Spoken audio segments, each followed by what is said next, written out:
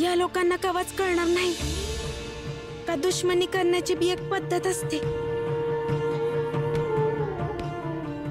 बरोबर बोलतीयस तू रमा.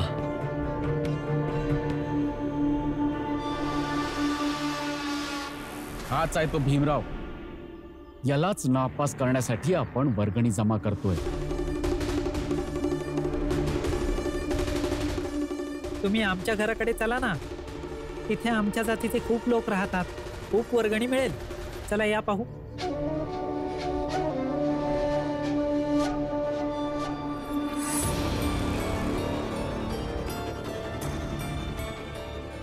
एवढा उशीर झालाय. स्मितला भेटायला एवढा वेळ लावला का अजून नाही आलेली? बाळा,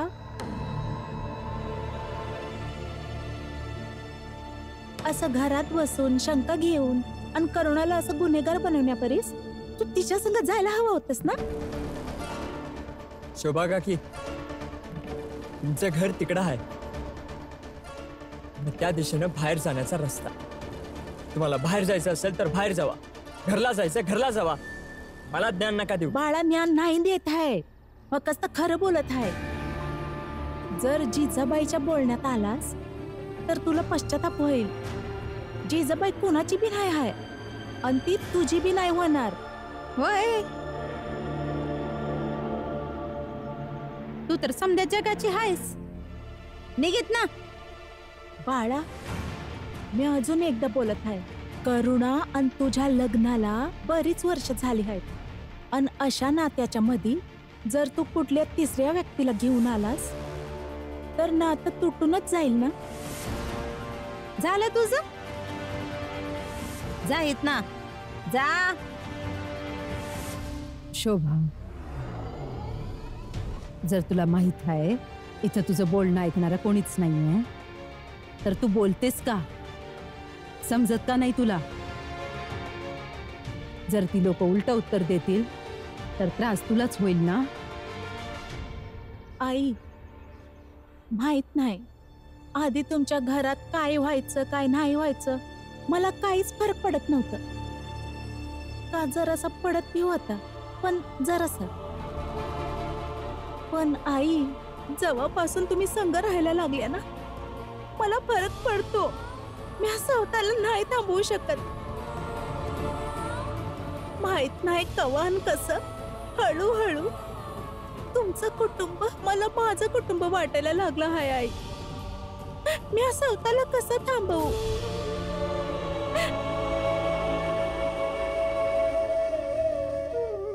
या चाळीत भीम, रमा आणि त्यांचं साथीदार एवढे ताकदवर आहे की त्यांच्या विरोधात एक बी वाईट गोष्ट ऐकून नाही घेणार. एवढंच तर काय ही करुणा तुझी बायको आहे तरी बी तुझ्याकडनं अधिकार हिरावून घ्यायला बसलेत. का तू आपल्याच बायकोला काही बोलू नयेस, काही ऐकू नयेस आणि काही विचारू नयेस? बाळा, कोणाचं बोलणं ऐकतोयस तू? जिजाबाईचं?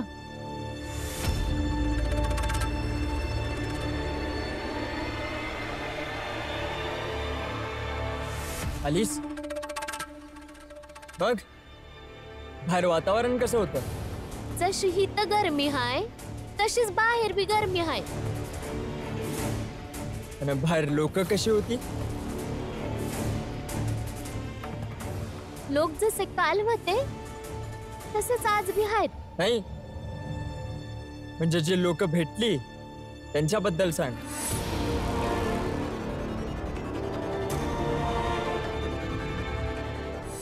आता साठी राहू दे. तुझा आतमध्ये, नंतर बोलू आपण. आणि दूध आणलं असशील तर चहा बनव. नाही, थांबा. जो प्रश्न सरळ सरळ विचारायचा होता तो तर तुम्ही विचारलाच नाही. काय झालं? विचारा ना. ठीक आहे, सांग मग. आपल्या प्रियकरा संग काय काय बोललीस? कसा होता तो?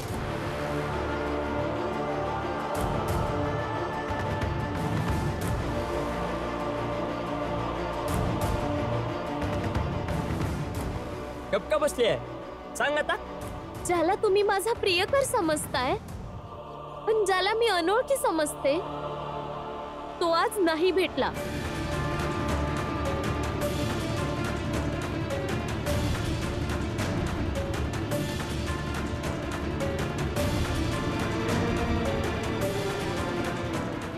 बाळा, येडा झाला आहेस का? सुनबाई कालपासून तुला पटवून देत आहे आणि तिच्याच मागे लागला आहेस. जरा तरी विश्वास ठेव तिच्यावरती. विश्वास? बाबा, जर एखाद्या माणसानं तुमचा विश्वास एकदा तोडला ना, तर परत त्याच्यावर विश्वास नाही होत. हा, मग यावर विश्वास ठेवा की तो आणि मी आज भेटलो होतो. आम्ही दोघांनी खूप गप्पा गोष्टी केल्या आणि जेव्हा आम्हाला वाटलं की हा आता आम्हाला घरी जायला पाहिजे, तेव्हा तो त्याच्या घरी आणि मी आपल्या घरी आले. ठेवा विश्वास. करुणा, काय झालं हेच ऐकायचं होतं ना? आता ह्यावर भी विश्वास नाही होत तुम्हाला? हा, मग याचा अर्थ नक्कीच तुमच्या डोक्यात काहीतरी गडबड आहे.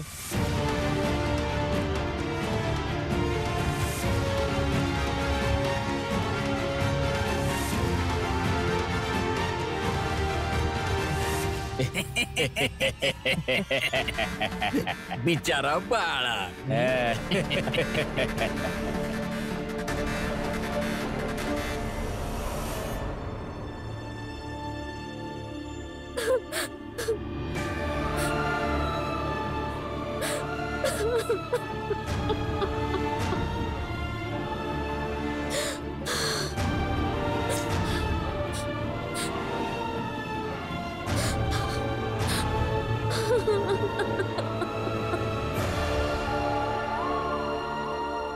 बाळा, करू नका हे सगळं. सुनबाई आतमध्ये रडत असेल. विश्वास नसल, जाऊन बघ जा.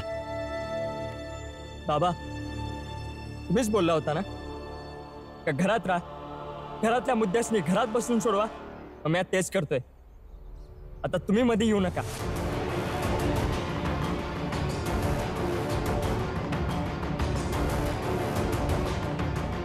आज चहा मिळणार आहे का नाही? का नवऱ्यासाठी चहा बनवण्याचं कर्तव्य बी त्या स्मितसाठी पूर्ण करून आलीस? आणते, बाकी जे समजायचंय ते समजा.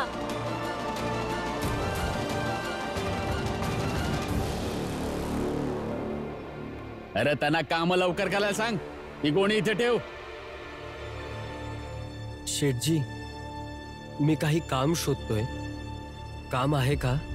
अरे तू तर आता ग्रॅज्युएशनची परीक्षा दिली आहेस. तुला काय काम द्यायचे? तुझ्यासाठी इथे काहीच काम नाहीये. जा, निघून जा. अरे जा बाबा, कामाची वेळ आहे. जा इकडनं, जा जा.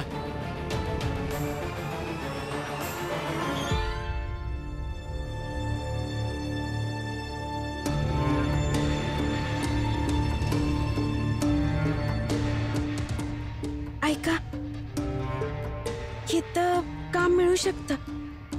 एकदा विचार बघूया का? बरोबर बोलतेस. विचारून येतो. वय, मी अभि येते. नाही नाही, तू थांब इथेच. मी आतमध्ये जाऊन येतो.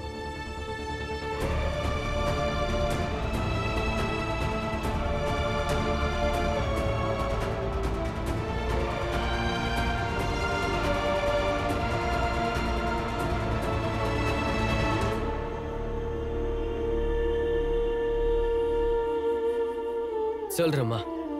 काय झालं? चल इथून. पण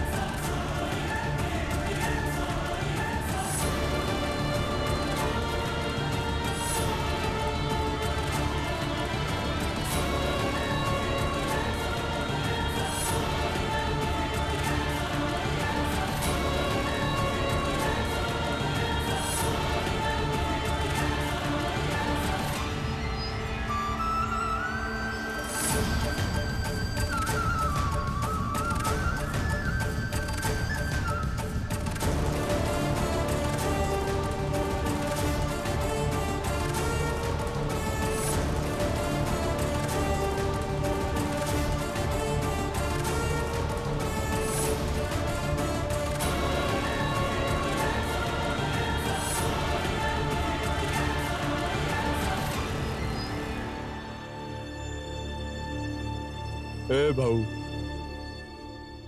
वर्गणी भीमरावला फेल करायचंय. बघतोस काय? दे वर्गणी.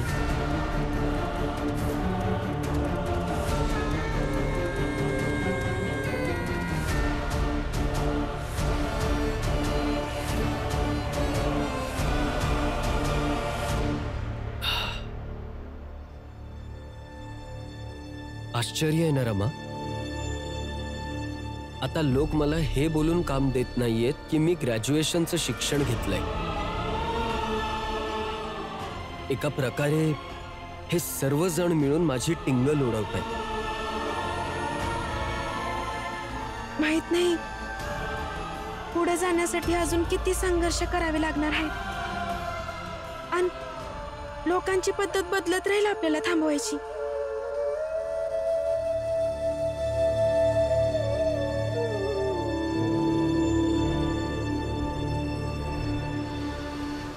हेच आहेत ते शिक्षक.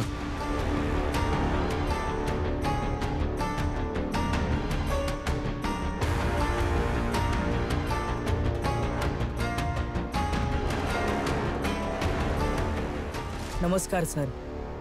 कोण तुम्ही लोक? कोण? हेच आहेत जे भीमरावच्या परीक्षेच्या पेपरची तपासणी करत आहेत. आणि हे आहेत शिशुपालजी आणि महिपालजी. यांना तुमच्याशी काहीतरी बोलायचं आहे. काय बोलायचंय?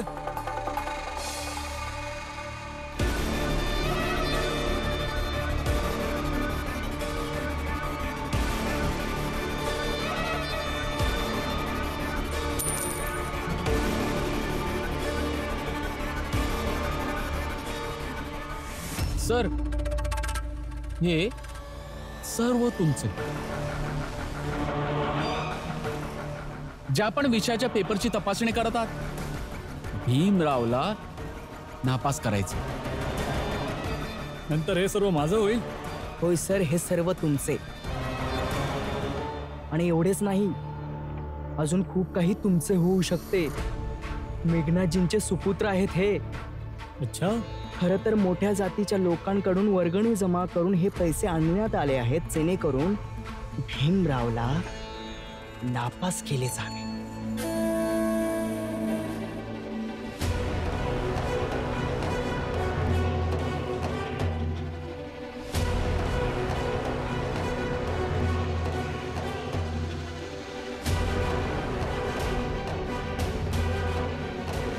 त्यामध्ये भीमरावचा पेपर शोधा. होय.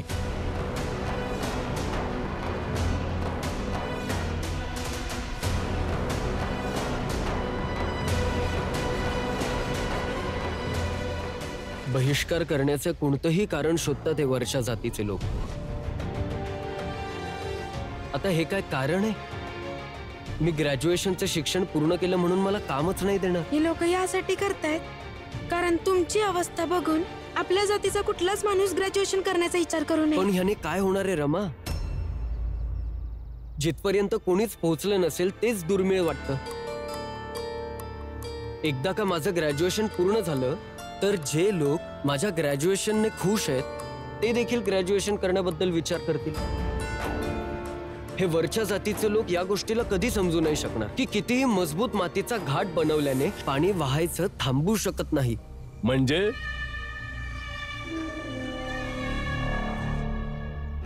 तुला बोलायचं काय आहे भीमराव?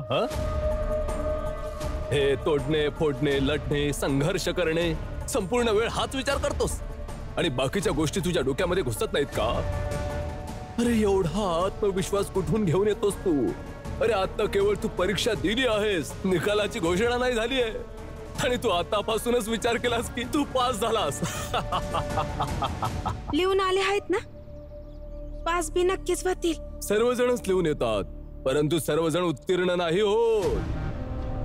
आणि तसेही तुमच्या लोकांचं नशीब पाहून मला हेच वाटते की तुमच्याकडे पैसे असून सुद्धा तुम्ही आयुष्य जगताच कुठे. आता हेच बघा ना, म्हणाला तर तुम्ही लोक मुंबईमध्ये राहता, पण आहे तर तुमच्या लोकांचं आयुष्य नरकासारखेच. ते काय आहे ना भीमराव, कर्म आणि फळाचा सरळ संबंध हा उच्च जातीच्या लोकांची असतो आणि जे तुमच्यासारखे खालच्या जातीचे असतात ना, अरे त्यांच्या नशिबात केवळ संघर्षच असतो. आणि जे असेल तेच मिळणार ना. त्यामुळे तू भले कितीही लिहून आला असशील, गरजेचं नाहीये की उत्तीर्णच होणार. जास्त आत्मविश्वासी बनण्याची गरज नाहीये, समजले?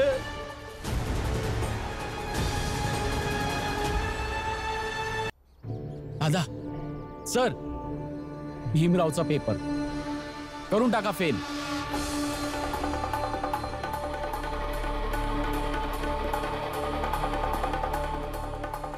बरं झालंय की तुम्ही तिघांनी इथे येऊन सांगितलं की भीमराव नावाच्या विद्यार्थ्याची पेपरची तपासणी खूप लक्षपूर्वक करावी. कारण हा केवळ एक पेपर नाहीये, हा एक खालच्या जातीच्या मुलाचा संघर्ष आहे विरुद्ध मोठ्या जातीच्या लोकांकडून जमा केलेली वर्गणी आहे. आणि मी या पेपरची तपासणी करून जे गुण येतील ते तर देणारच आहे, आणि सोबत या पेपरला एक चिठ्ठी देखील जोडणार आहे की हा पेपर कॉलेजमध्ये सुरक्षित ठेवला गेला पाहिजे, कारण पुढची येणारी पिढी याला पाहून प्रोत्साहित व्हावी. अरे वेडे झालात का? 3 लोक आहोत. 3 काय, मी तुझ्यासाठी एकटाच पुरेसा आहे. इथेच आपटून सर्व पेपर फाडून टाकेन. मग करत राहा तपासणी आणि लिहित राहा पत्र. खबरदार, निघून जा इथून, नाहीतर माझ्या एका हाकेवर पोलीस प्रशासन येईल इथे, समजलं? आणि जाता जाता हे देखील लक्षात ठेवा, बहुतांश मोठ्या जातीचे लोक विरोधात आहेत, परंतु माझ्यासारखे लोक देखील आहेत. भलेही खालच्या जातीच्या सोबत नसतील, पण तटस्थ आहेत. आता निघून जा आणि हे सर्व पैसे देखील घेऊन जा. अहो सर, तुम्ही स्वतः मोठ्या जातीचे आहात आणि मोठ्या जातीच्या लोकांच्या इच्छेचा विश्वासघात करताय तुम्ही. हो ठीक आहे, विश्वासघात करतोय, आता निघून जा.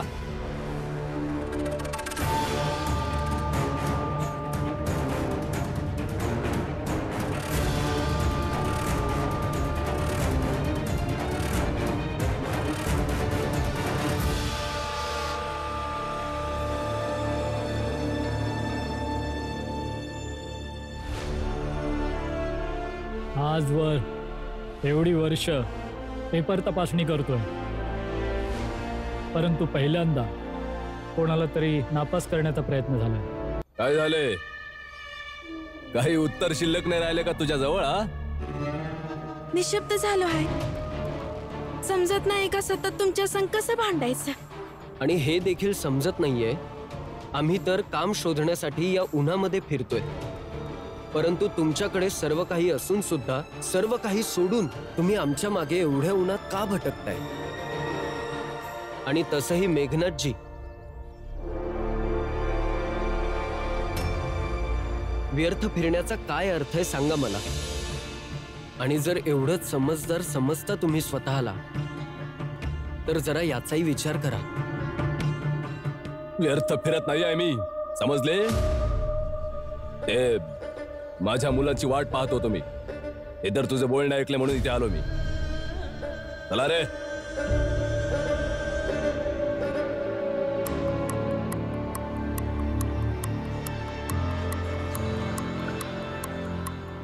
चला पुढं काय करायचं विचार करू, पण आता घरला जाऊया. लय ऊन आहे. घरी जाण्याने थोडीच काम मिळणार आहे रमा, काम तर शोधावंच लागेल ना. वय शोधूया, पण आता नाही. आता आधी घरला जाऊ. अहो लई ऊन आहे. चला.